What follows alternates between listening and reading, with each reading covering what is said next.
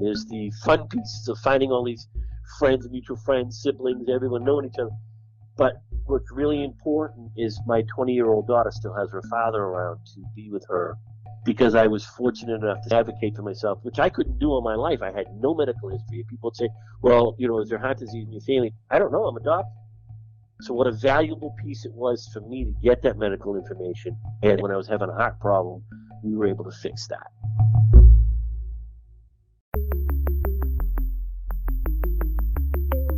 Who am I? Who am I? Who am I?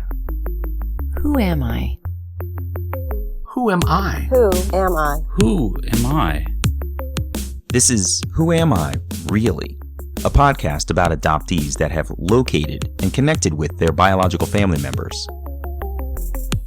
I'm Damon Davis, and today you're going to meet Joe, who called me from Assonet, Massachusetts, just south of Boston. He shares his pride for being an adopted person, the challenge to make his way through his physical limitations as a kid, and the demons he removed from his life before attempting reunion.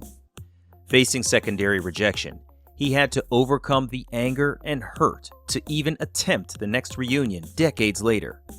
When he did, Joe learned that his siblings in different families were friends. His fathers had friends in common, and that everything in his life was connected in ways he hadn't realized. This is Joe's journey. Joe lives in what's known as the south coast of Boston, between Fall River and New Bedford. His accent isn't as thick as some people's, but you could definitely tell he's a native Bostonian. Joe said he's listened to a lot of adoption-related podcasts. He's part of many adoption support groups, and he leads a monthly group there in Boston, so he's familiar with the stories of adoptees. Talking about his own adoption, Joe said he was pretty fortunate. When he was born, he developed a staph infection that led to some medical conditions, but his parents brought him home anyway. And again, they didn't have a ton of money, but they knew what was ahead of them, that they needed to get my legs fixed. But they were willing to do that, and they were wonderful folks, very caring. And then my mom was going to have another baby, and it was stillborn a couple of years later. And I wanted a sibling. I wanted a baby sister. And they said, well, it went wrong. And I said, well, let's go where I came from, and let's pick one out, like you picked me out. And I got a brother who was three and a half years younger than me. It was also adopted. And then lo and behold, a couple of years later, they had two children, bang, bang. Is that right? Yeah. So there's four of us. And honestly, it was a family. There was no separation. I've heard stories where people felt broken or they didn't belong or anything like that. We didn't have that. My brother Louis and I didn't have that. We got just as much joy and just as much punishment all together. So my adopted life was fabulous. My extended family, everything was all about being included. And I think that, you hear a lot of stories that, adoptees aren't included, and it's sad because, we didn't choose to be adopted. We're into this because of the circumstances, and then you dig up the circumstances later in life. But my parents always had a lot of respect for my biological parents. They never spoke badly about them, which made me happy later on in life that I grew up with respect for my biological parents as well. I remember as a kid, worrying about my biological mother, saying, I really hope that she knows I'm okay, that, nice people adopted me, and they got my fixed, and they're taking good care of me, and I have a good life. I was always worried about that, that they wouldn't know that I was okay. And I think that I got that from my folks, I think, because they were very concerned too that, my biological parents were treated with respect and understood the loss that they had too. That's really fascinating. It sounds like what you've said is your adoptive parents were so supportive that you actually perhaps learned a little bit of empathy for your natural mother earlier, perhaps, than you might have normally. I did. Yeah. I did.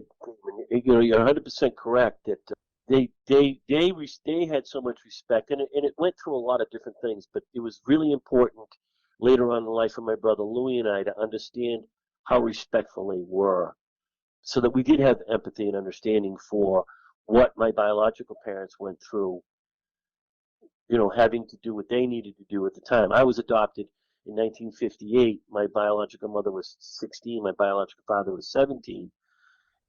So back in 58, you didn't keep children. I mean, things changed over the years into where there was more resources and understanding in the 70s and 80s, where teens were keeping their children. Back in 58, they didn't do that. You were given up for adoption, so that the child was given a better opportunity, and the biological parents were given an opportunity to grow up as well. Mm-hmm. Yeah, that's really interesting.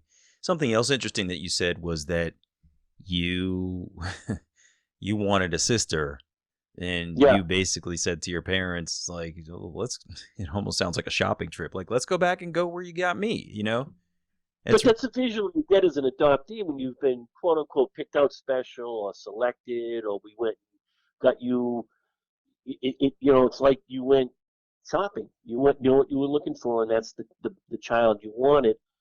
And that's how I was picked out. Therefore, when it was time to go get a sibling, we were going to do the same thing. We're going to go pick out my brother, and that's what we did. That's really funny. As you were speaking, I had to chuckle to myself because this funny story came to mind as you said that you wanted a sister, but then you got a brother. My wife was making my son, who's now 13, he must have been about 7 or 8 when he said this. She made him dinner, and she didn't ask him for his input on it, so she just put it down in front of him, and he looked at the plate, and he looked up at her, and he goes, "I didn't order this." And I was,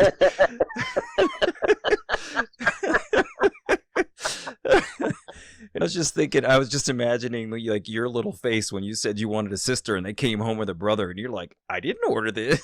Yeah, well, here's the thing about it, Damon. Now I tease him when we have our meetings or whatever, and the different meetings we go to. I said, I wanted a sister, and I get stuck with, the best brother on the planet. I love my brother dearly, That's cool. But I use the word. I tell him, yeah, well, I wanted a sister, but I got stuck with him. Yeah. And him and I laugh over it because we grew up right. We were very fortunate, and I have to tell you something. I'm proud to be an adoptee. I'm proud that I was adopted. I carry it with me like a badge because it's an honor to have the parents that I had, and then later on in life to then reconnect with my biological father and see that I probably would have grown up in a very similar family. Joe and I agreed there's a reconciliation that goes through an adoptee's mind when we decide to search for our biological parents. There's the question of whether we're searching even though our relationship with our adoptive parents is awesome, or maybe because the relationship was awful, or some combination therein. We ask ourselves if we're expecting a fairy tale ending. Will we be able to live with any heartache that comes from searching? And will we be okay with some combination of the good, the bad, and the ugly? Joe's had multiple people ask him about their own reunion journeys over the years, and he's always offered this sound advice. You need to do some soul searching because it's going to get difficult. No matter how good it goes, there are going to be some very difficult times that no one else is going to understand what you're going through because they're not adopted. Yep. And I don't think I was 100% prepared. Yeah. I think it's important that anybody listening recognize you will never be 100% ready. No. And that's as with any situation in your life. When you're planning to have a baby, it's never the absolute right time. When you're thinking about getting married, you kind of just have to pick a date and go for it. And the same thing is true with, your professional life and other pieces of personal life, and with search and reunion. You're never 100% ready because you can't know everything that's about to come at you. So it's impossible to completely prepare. So I just wanted to sort of touch on that for anybody who might be listening and thinking to themselves, "Oh man, he's right. I'm not 100% ready." You will never get to be 100% ready. So you might just have to dive in. Because Lord knows what's going to happen. I mean, nobody knows what you're going to find. You're right. When you talked earlier, you said you don't know what you're going to find, and you need to be prepared for that. And not everything you can be prepared for, it brings up a whole different bowl of wax. Because this is a lot about emotions. Yeah. And you cannot control all of your emotions and anyone else's emotions that are involved. When Joe was a kid, he got into sports at an early age, even with what he called bad legs. It was a place to distract himself and expend his energy instead of getting into trouble. He used to play with those little green army men, ran around playing cops and robbers, and listened to music and watched TV as a boy. He was an average kid, even though in many ways he was different. And fortunately, I was treated just like everybody else, and I always wanted to be like everybody else. You know, you could see I had a disability, but you couldn't see that I was adopted. So I had two things going on there, but it never interfered with my growing up. I was pretty good with it up until about I moved. I went from one town to the next town over, and things changed a little bit because of my disability. And I felt bad about that because I was always accepted in East Bridgewater. But when I moved to Bridgewater, the next town over, it was times it got difficult. But for the most part, I tried to let it go, and then I worked my way into being accepted, and things got better as time went on, and I did okay. I mean, I had a couple rough spots, but for the most part, I did okay. I got a little ugly for a while. I took a lot of hassles, but you get through that. I mean, it is what it is. You make friends and you move on, but it was something, again, I wasn't prepared for, and it hurt a little bit. Yeah, I can imagine. Because those folks in the new town aren't used to you. You haven't grown up together, and so you're just this new kid, and there's, for lack of a better word, something to make fun of. And that's really rough. You're exactly right. That's exactly what it was. It was something to pick on the new kid about. Yeah. And I did well. And again, I think for the most part, I had a normal childhood. That's cool. You said that if a person looked at you, they could see that you had a disability, but they can't see that you're adopted. Tell me, if someone looked at you back then, what would they see physically? I don't know how a staph infection impacts the body. I had a limp. My left hip was decayed, and I had no ball and socket. So I had a limp. A doctor in Brockton, which was near East Bridgewater, made it so I could at least walk, because they said I would never walk. But I walked. I played Little League ball. I did all those things. So I was kind of slight. I was light, heavy set now because I'm a fat old guy. But I was, I didn't look like anybody in my family, which was later on it became a little difficult for me. But I was kind of small, but I had a limp. Yeah, I got you. Cool. And I had a shoe that had a lift on it, and I was a little embarrassed about that. Yeah, and yeah. Being a 6, 8, 10, 12-year-old kid, you're going to be, because you're different. You don't want to be. You want to be like everybody. Joe said he wore his adoption like a badge of honor, and he would tell anyone who would listen that he was an adoptee. He was proud of it, and his openness about adoption made him interesting to other people. Joe mentioned that it became a little more challenging later in life when he started to recognize that he didn't look like his family. I asked him to elaborate on that. He said in his teen years, when kids are really contemplating themselves, how they behave to fit in and what they look like, that he really didn't look like his mom and his dad or his siblings. He didn't look like anybody. And it was a little unnerving to me because I didn't understand why. You know what I mean? And it seems funny to say that, but I couldn't compare. Everybody else could. They go, "Oh, you look like your sister." I can't tell you when I was growing up, how many sets of twins I hung out with. And they had somebody right beside them that looked like them. Yeah. And I had nobody that looked like me. Right. As I got a little older, I'd look in the mirror and I didn't see anything. Yeah. It's kind of weird to explain. There was no visual in the mirror. Yeah. That's interesting.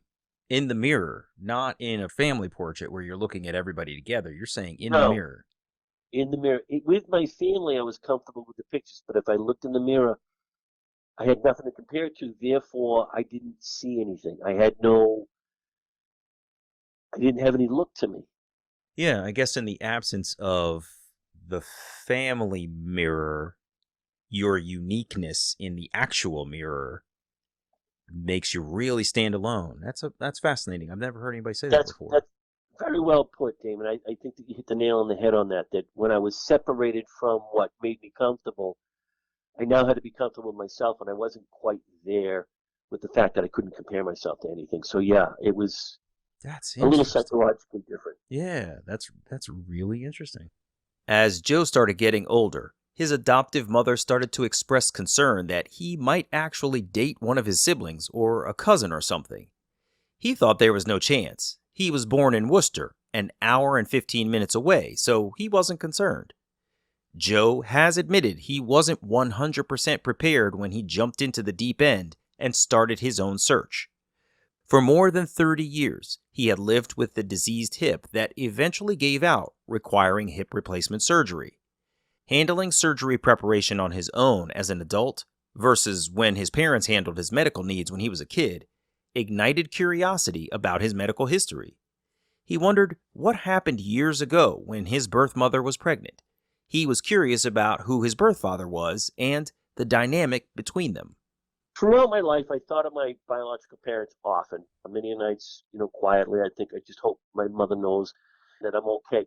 Mostly because mothers, you know, they worry about their children supposedly more than the father does. But I always just wanted to let her know I'm okay. I'm all right. Joe started digging into his history, finding out where his records were through Catholic Charities. He went to the courthouse where Joe found documentation of what transpired in 1958 and 59. Uncovering new information about his past, Joe realized he was hooked on his search. The medical records were still important, but emotionally, I saw things saying, you need to go through all the way through this because not just for the medical records, you're hooked. You want to know. You want to know who your family is. And curiosity got the better of me, and I started. And I'm glad I did. I went through some difficult times with it, but I'm glad I did. And once I got started, there was no stopping. I always call it Pandora's box. And I tell people that once you start your search, there's no going back. Because you've opened up that box, and the only thing you can do at one point is say, I can't do this and walk away. But other than that, once you open it up, it's like a train ride. You get on it, and you just don't want to stop. You want to keep going to the next stop and keep going. And it's just amazing. Yeah, it's interesting. As you were speaking, I was thinking of it like once your curiosity is sparked about something, you can't unspark it. Think, You can't. think of how many times in this modern age when you've thought to yourself something interesting, like, I wonder how far the North Star is from us. And you reach in your pocket, Exactly. you Google it, and your curiosity is satisfied. Like the curiosities that come up, like, I wonder where my biological mother's from. And you can't unscratch that. Like, you have to scratch that itch. You can't just say, never mind, I don't want to know anything about her. Once you've begun that process of starting to be curious, you can't not be curious anymore. I just don't think it's possible. Yeah, I agree with you. And I'm sure that there are some people out there that can do it, but I'm willing to bet those numbers are very, very low. Once Yeah. you get on that train, you're taking that ride.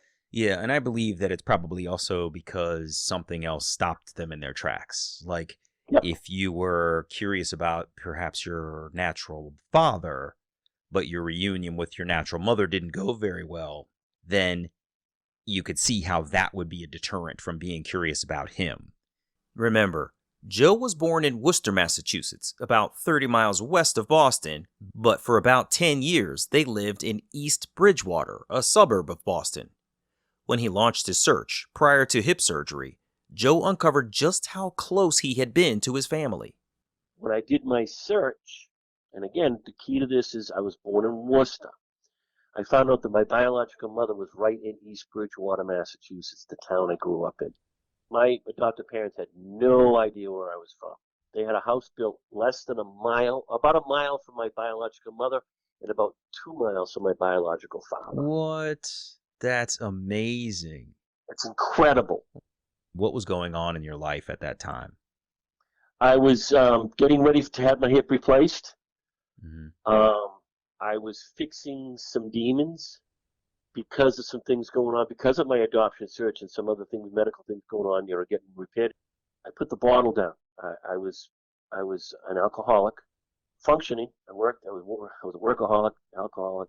That helped a lot. That helped clear up a lot of things to make this ride that I was on doable. Because if I kept drinking, it probably would have turned into a disaster. So I put down the bottle and concentrated on getting not only myself physically well, but emotionally and mentally well with the upcoming search that I was putting myself into.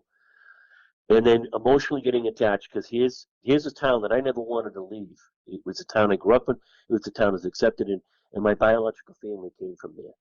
So now the roller coaster is going at a much quicker pace, and it's getting a little scary. And unfortunately for Joe Joe didn't prepare well, and at that point he got involved with, I just got to do this. And I wasn't prepared for the rejection. It hit hard. Joe's investigation put him in touch with some people who were around when his birth mother was pregnant. He went to the high school his birth mother attended to chat with some folks who recalled her situation before she was sent to Worcester to give birth to Joe. He relayed the new details to his social worker, who got in touch with his birth mother. The information was sent to my biological mother, and she called my social worker immediately and said that he needs to stop. I can't handle this right now. And I wasn't prepared for that. Wow. I was a little foolish at not preparing myself for that. Because at the time, all of the talk shows were flooded with adoptions and adoption reunions. You're talking about the early 90s, where everybody was getting reunited. It was a big, big subject. It was all over the place. So I just never thought of the possibility of rejection. And it came, but thank God I had fixed some of the things I had fixed. And I was able to concentrate on getting myself better physically to start with. And then I ended up going to college. After I got my hip replaced, I couldn't go back to the physical work, so I went to college, which helped. It helped educate me and give me a direction. But in the process, again, once you start, you open that Pandora's box. Well, I opened up a whole bunch of them. So what became interesting is not only did I find out that my mother was in the same town that I grew up in, I had a biological brother who also grew up in that town. He's significantly younger than me. He was 8 years younger. But so now I opened up that box as well. Yeah. So let me pause you for a minute, because there's a couple of things that I'd love to just go back to for a moment. First, you said that you very intentionally, it sounds like, decided that it was time to cease your alcoholism, to your consumption. Yep. And was that because you were preparing to be in reunion, or was it that you knew you needed to do it, something else was going on, and reunion was possibly coming? Like, was it the catalyst, or was it one of many factors in your journey? It was the biggest factor of a few, yes. I had gone out one night, and this is after I got the rejection, and I was out, and I was actually at a Bruins game with some friends, and I left there, and the thought ran through my mind very, very quickly that, I should go and talk to her and let her know that I'm a good person. And then obviously that fleeting moment went away, and I went home, and I got up in the morning and said, "You're all done. You can't keep doing this. This is stupid. You almost made the biggest mistake of your life of that, thinking it was okay with alcohol to do something that is as serious and impersonal and important to you.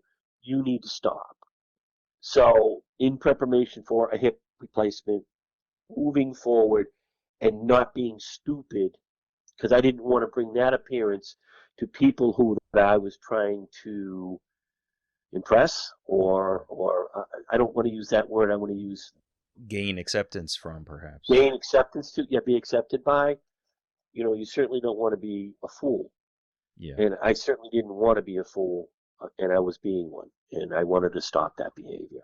Yeah, that's really impressive. I interviewed a guest recently who basically said that the opposite happened for her. She was a late discovery adoptee, and unfortunately she turned to alcohol as a means by which to cope, because she found out at a very late stage in her life. And Yep. she expressed some regret for how that piece of her reaction unfolded. And I find it interesting that you caught yourself before going too far with alcohol as a crutch in your journey. And it's just an interesting juxtaposition between the two of you. So the social worker has reached out to your biological mother, and your biological mother has said, "I can't handle this right now." Is that basically Correct. what? Did you take the right now piece as maybe later? Yep. I sat by the phone in the mailbox for a few years waiting to get that letter, "I'm ready now." or that phone call, I'm ready now. It never came. I'm sorry to hear that. That's really tough. I learned to accept it. It was difficult for a long time, but I learned to accept it. I had to for my own good, my own health, my own mental health, my own emotional health. I had to accept the fact that I may never ever meet this woman, even though geographically we're very, very close. Yeah, that's got to be so tough. It was tough for a long time, Damon. I'm not going to lie. I'm not going to play the tough guy. Oh, don't, it didn't bother me. It bothered me a lot. I lost sleep. Thank God I quit the drinking because it could have pushed me even further into some really bad places. I was already in pretty rough shape at the time, but I was, I guess, fortunate enough, and I guess I had a good, support system around me that was able to pull me through some of the most difficult times. Joe told me part of his support system was his parents when they were alive. Joe's brother Lou was supportive but nervous that the ordeal would push Joe back into drinking. But their bond opened a door for Joe to be able to talk about what he was feeling. Joe also sought professional mental health support. I got some counseling, which I thought was really important for me. It helped me understand that it's not me. That was really important. I mean, and that was the first thing that everybody, it's not you. It's not you. It's okay.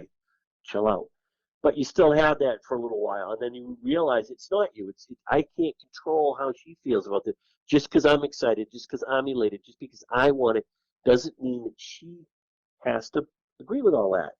And once I realized that, emotionally, became stronger. Yeah, that's incredible. Because it wasn't. You touched on something interesting that I hadn't contemplated directly. I know that the impact is out there, but you alluded to the fact that, in the 90s, and I can almost picture, a Phil Donahue or a Maury Povich or some kind of television talk show that shows the reunification of families. And, it's this live event that's very exciting, but it also depicts that that's possible for everybody, right? Because there is no show that is, today we have adoptees whose parents we couldn't find and who refused to be in contact with them. That's not a show. That doesn't make television. And that's exactly what it is. Everybody wants a happy ending, and that's not the way a lot of these turn out. Or at least closure, for lack of a better word. You can't have an open-ended television show where you've got this guest who's sitting on stage and you're waiting for the adopted, the biological parent to come out, and they never come out. That doesn't work, right? No. And so advertisers don't want to spend money on that. Yeah, so we would have all associated ourselves with these reunion stories on TV. And I've had more than one guest say that scenario of a show sparked their own search. Correct. But it absolutely does not prepare you for the possibility that you could be on that show that doesn't air because the natural parent never came out to meet you. Right. Wow. Yeah, that's really fascinating because that whole show setup created a mindset. It did. Yeah, that's interesting. And it blinded me a little bit. But again, it's not the show's fault. It's my fault for not, absolutely, trying to look past that. But like you said, the depiction of the whole thing brings its false sense of security, and it can be bothersome. It can go bad, and that's not fair.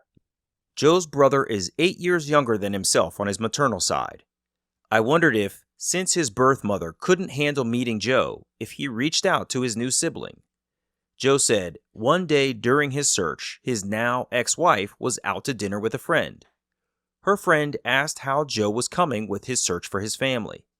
His ex-wife started to talk about Joe finding his birth mother, her unwillingness to connect with Joe, and the fact that he had a maternal brother.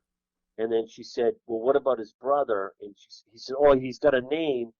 And she blurted out the name, and the friend that she was with dropped her salad fork into her plate and looked up and said, he's at my house right now putting my eating system in. Shut up.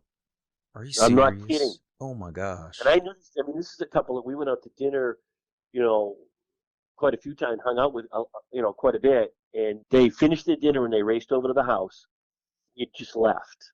But once they told this young lady's husband, they were good friends. So I then reached out to his dad, my brother's stepfather. I reached out to him.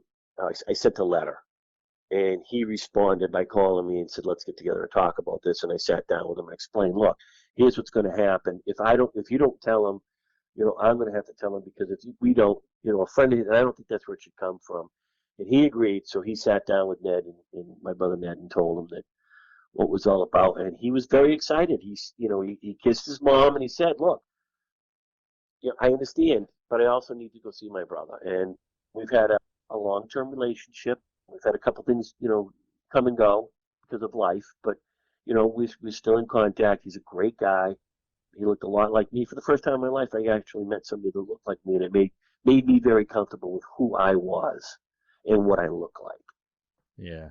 When you get that mirror later in your life, it is so Yes. validating. It's crazy. Yes. And that's a great word. It is. It's validating. It's acknowledgement. And, everybody wants to be acknowledged. Seriously, everybody wants to have some piece of them understood. And now I had that viability, and, it meant the world to me. It's some people, it's finding their original birth certificate. That helps a lot too. But to actually see another person that, is your relative, that is your blood, it's just absolutely amazing. I was on cloud nine the first night I met him. I'll bet. Now, Joe was the oldest son in two different families, his adopted family and his maternal biological family. But as he was going through his search, Joe had to think about whether he wanted to reach out to this mystery man given his experience with his birth mother's secondary rejection. But then there was a big gap, and you talked about it earlier about, did the negativity stop you from moving forward to maybe making something positive, finding your biological father? Was it worth it at that point? I had to do a little research. A couple names came up, and they were dead ends. How did you learn who you could possibly be looking for during this search back in the 90s? How did you get a clue? It's called research. I started getting around East Bridgewater. I went to the library and looked at different town records, yearbooks. I went to the high school, and the librarian there befriended me right away. When I walked into the library, she said, "Can I help you?" And I said, "Yes, I'm looking to do a little research." And she did a double take. And she said to the two students standing at the thing, she said, "Hold on just a second." She turned to me and she said, "I want you to go sit in my reference room over there, and I'll be in a minute. I know exactly what you're looking for." Really? And she took care of the students. The bell rang for everyone to go home. She sat in the reference room. She said, "I know who you are, and I know why you're here." What? Yeah. She said, "I've been teaching at this school for 40 years, and I was here when your mother was pregnant with you." No way. Absolutely. Wonderful lady. We became very, very good friends. Sweet, sweet lady that I owe a lot to. Wait, how did she know it was you? She could tell by looking at me. She was one of those people that knew everything. She just was that. She was all that in a cup of coffee, David. I'm telling you, she was sharp. And Yo, when I said I was that's amazing. yeah, it was. And it put a whole in an hour. She put a whole bunch of pieces together, and she started giving me the opportunity to go look at some things on the biological father side as well. Yo, if she hadn't been there, if she had retired, maybe not even been Right. there that day. Right. I mean, that's really unbelievable. That's It incredible. would have made my search more difficult. Mm-hmm. So this is the high school that I would have been going to if I didn't move from, down the street, next town over. I'd have been going to this school. The irony again here is this woman was very good friends with my grandmother, my biological mother's mother. Mm-hmm. She was the cafeteria manager in the same high school. Is that right? Oh my God. I mean, you can't make this stuff up. So the whole town knew not only me, but they knew my biological family. That's really interesting. So wait. Because I realize there's a piece of what you're saying that says the librarian knew your mom, Yep. presumably knew your dad. You almost went to that high school, and you grew up in the community. So anybody who knew the parents were probably able to whisper and be like, "There goes so-and-so's kid," right? Yep. Wow. That's exactly what happened. That's unreal. So there was this secret identification of you as their kid swirling around you that you didn't actually know was happening. Yeah, so the big secret really wasn't a secret. Yeah, right.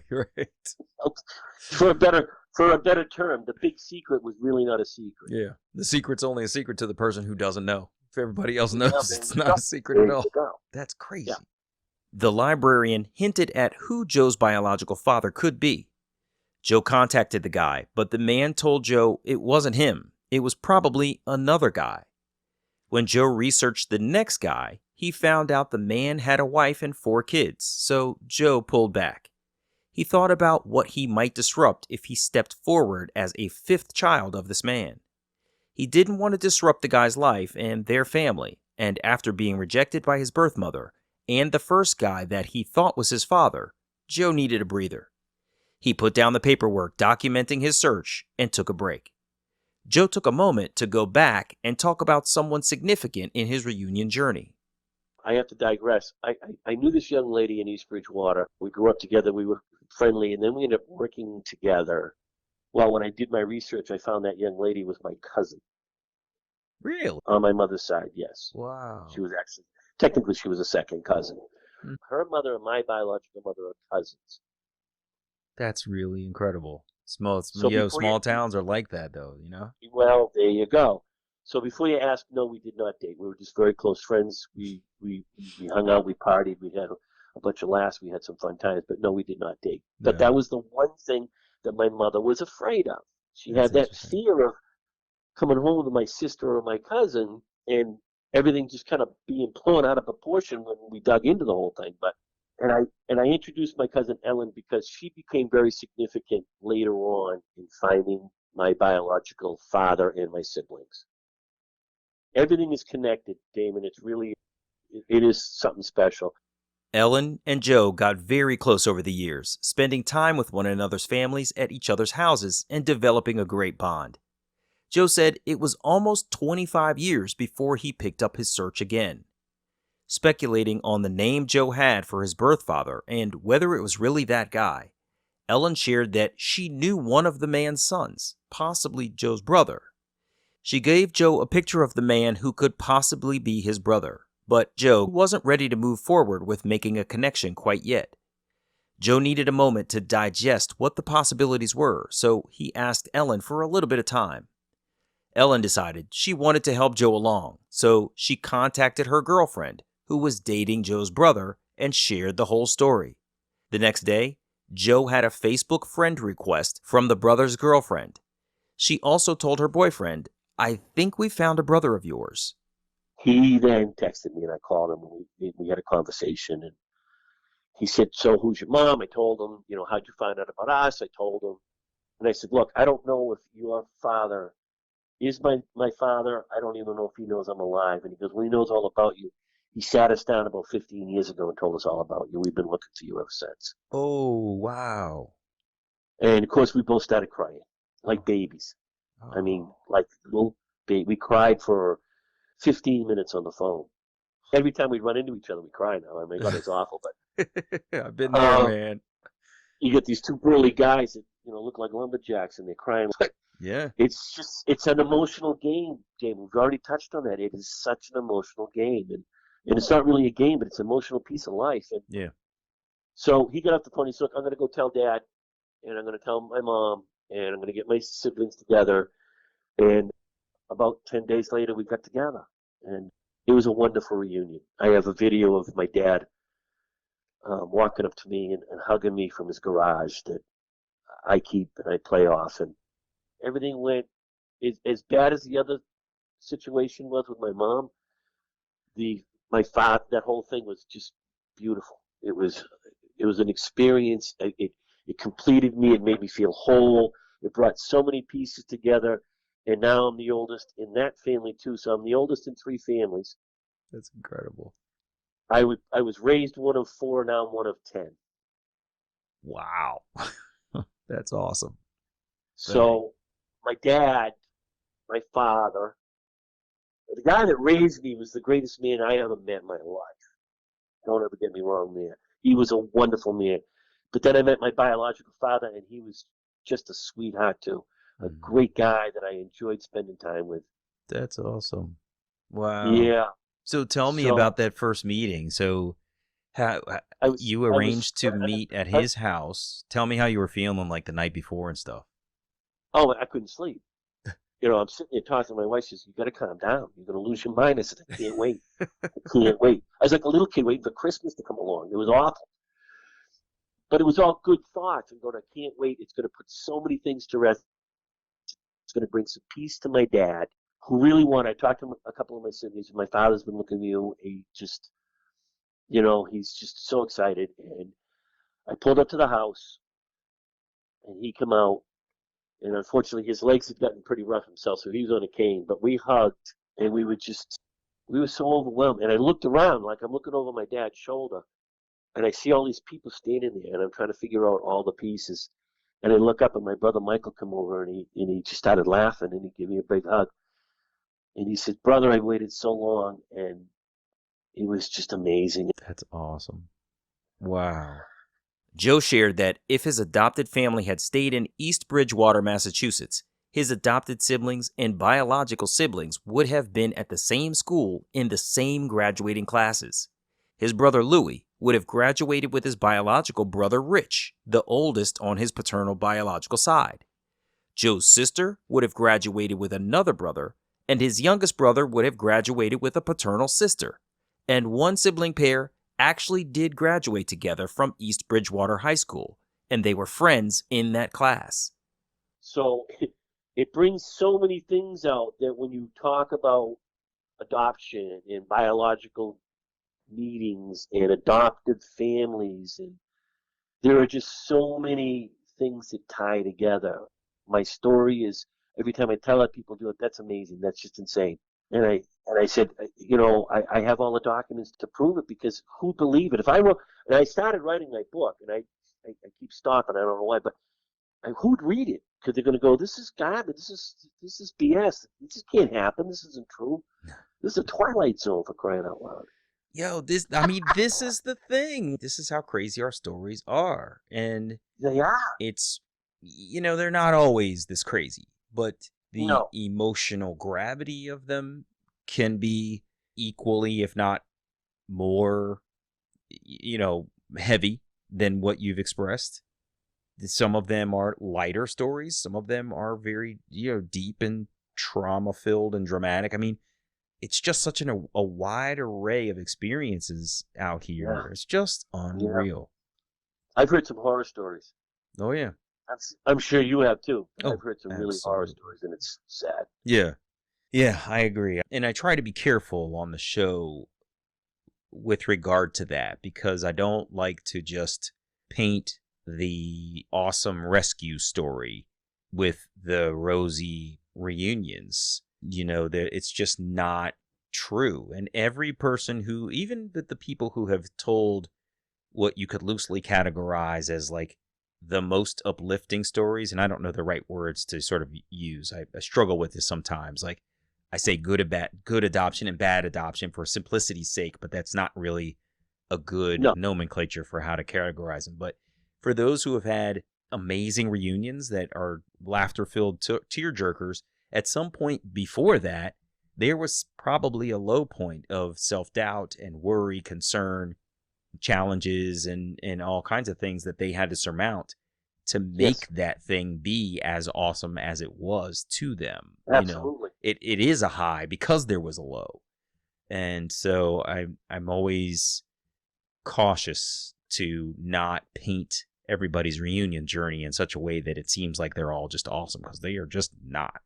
Recall that Joe's brother Lou is also adopted. Joe said that after he found his birth father, Lou asked Joe to help him find his birth family too. Joe said that while 2020 was a rough year, one positive thing that happened was Lou was able to find his family and get a lot of questions answered for himself. Unfortunately, Joe and his new siblings lost their father last year as well. Apparently, he had been sick, and it was his time to pass on to relieve his pain. He was sick. He had to go because he was just that sick. It wasn't fair to him because he just was in a lot of pain. Mm-hmm. He was very, very ill. I cherish every minute I had with him. That's great. I had about 2.5 years with him, and and I have my siblings still, and we get together. We're going to get together tomorrow at the cemetery and salute Dad, and then we're going to go have a bite to eat and hang out. I spend Christmas I call them my new siblings. I spend Christmas with them, which typically I never left the house because when my daughter was born in 2000, my wife and I said, no, we're not going to hand her a bunch of toys and say psych and then drive around all day. If people want to see her, they can come here. And we always stayed home. Mm-hmm. But the last, now Emma's a little older. The last 3 years, we've been going to my dad's. This year, my sister held it. So, Sure. But we all get together, and the love and the happiness and the joy and the satisfaction. They looked for me for years, and I was looking for them, and we were down the street. It was just, gosh. And here's the thing: my father and I have mutual friends. Really? My biological father and my adoptive father have mutual friends. Wow. And I talk to them all the time, and they go, that's mind-blowing, because I know both those guys, and they're both great guys. That's really awesome. It's always interesting to me to hear how frequently the adoptee is the centerpiece that connects so many people. Yes. That they were right in the middle of all of these relationships. I mean, clearly your dad and dad both had, mutual relationships with friends in common absent you, but to know that you were in some way in the middle of this web, even though you weren't known to everybody, it's just always an interesting thing for me to try to fathom. It's cool. It's when all those pieces together, unfortunately, both of my fathers are gone. I wish that my adoptive father had lived long enough to meet my biological father, because they would have had they were both mechanics, mechanically inclined. Mm-hmm. They knew the same people. They ran in the same circles. They were both hard workers. The first Christmas I met my dad, my father, the first Christmas we had together, he said, I was just talking to my friend on the phone, and I was telling him, my son's coming over. Oh, that's wonderful, blah, blah, blah, blah, blah. I said, who's your friend? He said, oh, you wouldn't know him. He's a little younger than me and a little older than you. And he told me his name, and I said, you mean from the mobile station downtown in East Bridgewater? And he looked at me, and he said, yeah. And I said, oh, yeah, I've known him since I was like 8 years old. He used to hang out with my father at the gas station. They used to be mechanics together. Well, he calls this guy up a couple days later. He says, hey, do you know Joe Zinni? He says, the old man or the kid? And he says, so you do know him? And he goes, yeah. And he goes, well, why? And he says, that's who my son is. He said, the first time in 50 years of knowing this guy is he was speechless. And then he says, and I'll keep it clean, but he said, you got to be kidding me. He says, I've known that kid since he was 6 years old, 8 years old. Wow. What are the odds, David? That's unreal, man. That's so cool. So we always had, my dad and I, when we'd talk about people that we both knew, and we'd laugh. We probably drank together at the same, because I used to go to the same places he did back when I was drinking. To know that your town was small enough that so many people knew who you were, and some knew your relationship to other people secretly. I mean, wow, that's really fascinating, man. It's mind-blowing. Yeah. But then in turn, it puts so much of my life, the pieces that I've always wanted to come together, it puts those pieces together even better, because everything is connected. Like you said, I'm a focal point of a whole bunch of people that supposedly didn't know each other, and yet they did. Joe had one more story to tell. He reconnected with a cousin on Facebook who shared the news that Joe had another brother. Of course, Joe said, yeah, I know. I met my paternal family, and he felt like he had everything all figured out. He goes, no, you have another one. My mother had given another baby up for adoption 3 years later. What? Are you serious? That's crazy. And he was in Connecticut. And through Ancestry found my cousins. And then we hooked up, and we've been pals ever since. That was back in 2018. Wow. What did you think when you heard that there was another adoptee? Blew my mind. What did it do for your thoughts about your biological mother's mind state toward meeting you? I got a little angry and a little hurt that I didn't know that I had another brother. I had to work through that and make that anger go away because it was only stopping me from enjoying what was happening around me, that I had just met, 4 more siblings. And I had to put the anger away and realize that she has her reasons for being who she is and and how she wants to handle it. I can't control that. And it Right. wouldn't be fair for me to try to. I mean, on several occasions, because I know where she lives, I drive by her house quite often, that I could have stopped, but I didn't do that because I didn't believe in invading her privacy. I didn't think that that was right. Now, that being said, if I'm out in public and I happen to bump into her, that's her problem. That's not mine. I need to be able to live. I need to be able to go out. I need to be able to see my father being in the same town as her. If we run into each other, that's off of me.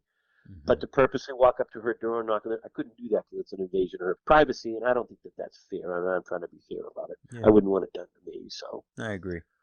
But I think it's um, interesting too, though, that part of your initial feeling of rejection was all about you as the adoptee returning to this woman, and at no point could you have ever known that her inability to connect with you wasn't just about you, but that there were actually 2 boys, correct. and that your emergence was bringing back possibly double the pain and Correct. double the memories and everything. I mean, that's I've not heard anybody say before this particular piece of rejection, and then finding out there was another adoptee out there.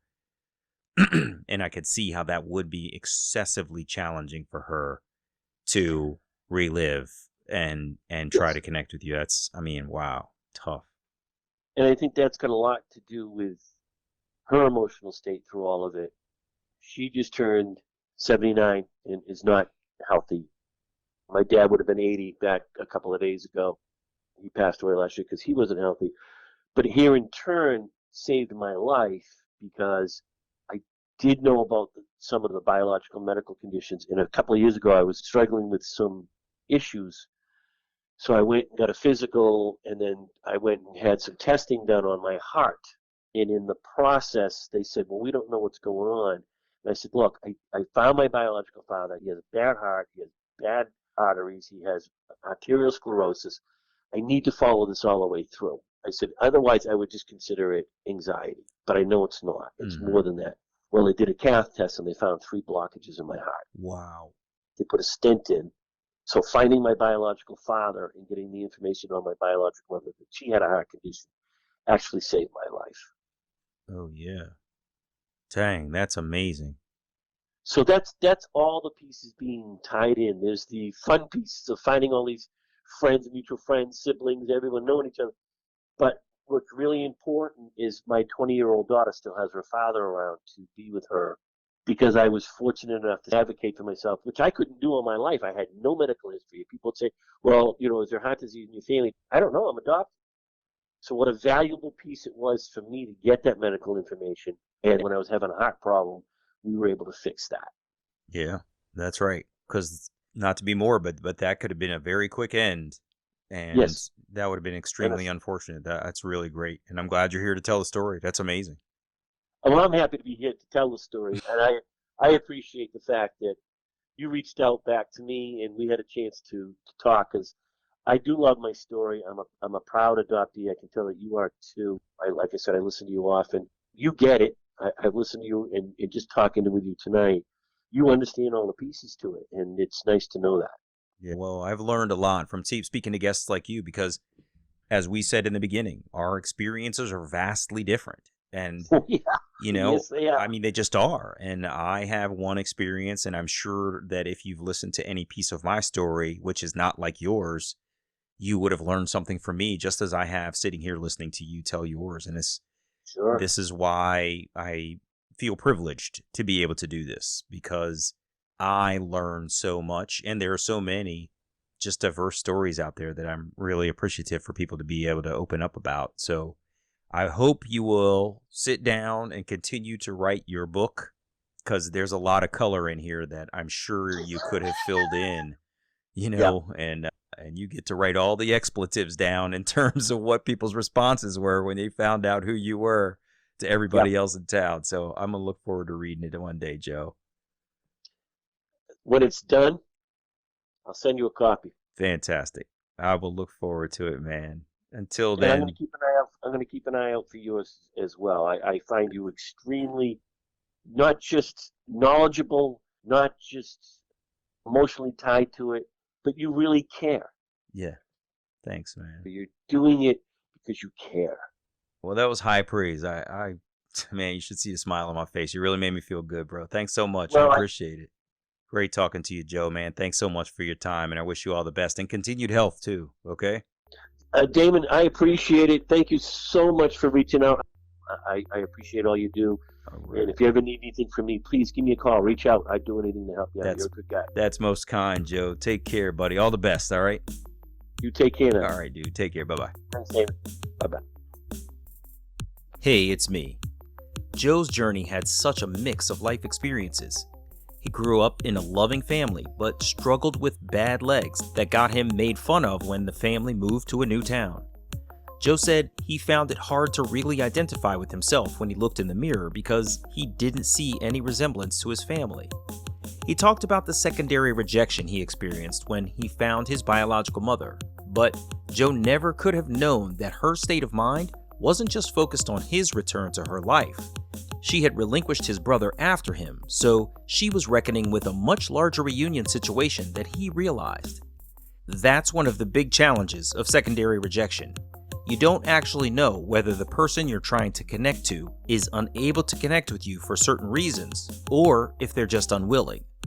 It was really cool to hear how close Joe had come to meeting his paternal siblings and how close his adoptive biological fathers and their friends were. I'm glad he got 2 good years with his biological father before his passing, and he got the medical knowledge he needed to manage his own heart condition with his physicians. Joe's is another story underscoring the adoptee's need for accurate, comprehensive medical information. I'm Damon Davis, and I hope you found something in Joe's story that inspires you, validates your feelings about wanting to search, or motivates you to have the strength along your journey to learn. Who am I, really?